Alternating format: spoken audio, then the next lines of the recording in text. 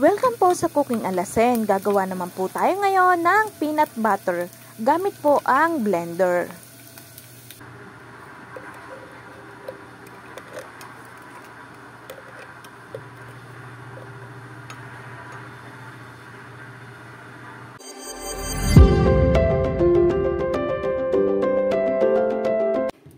Magpainit lang ho tayo ng mantika sa ating kawali. At saka natin ilalagay ang 1 cup ng ating mani. Lutuin lang ho natin na rin hanggang sa lumutong or medyo brown yung kanyang kulay.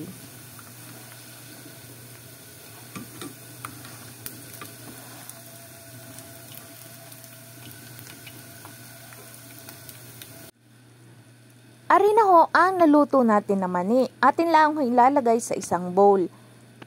At maglalagay naman ho tayo ng 1/2 cup ng brown sugar.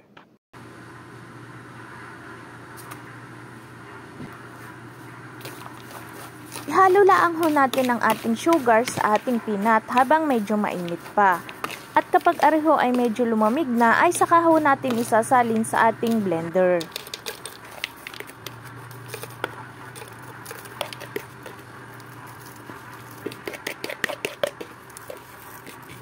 Ariho ay asukal at peanut pa lamang. Atin lang ho aring ibe-blender ng kaunti. At kapag garin na ho ang kanyang itsura, ay maglalagay naman ho tayo ng 1/4 cup ng oil. Pwede ho kayong gumamit ng vegetable oil or any cooking oil. Maaari din naman ho kayong gumamit ng melted butter. Ang kaso nga lang ho kapag melted butter yung inyong ginamit, kapag inilagay nyo sa rep ang inyong peanut butter ay tumitigas siya.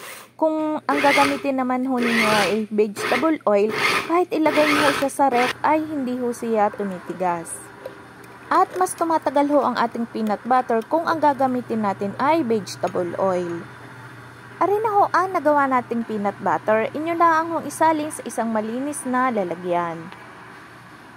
Kung kayo ho ay nakaabot na sa puntong are, baka naman ho maaaring makilike at subscribe sa Cooking Alasen. At marami pa akong share sa inyo ng mga budget-friendly na recipe. Mura na, masarap pa.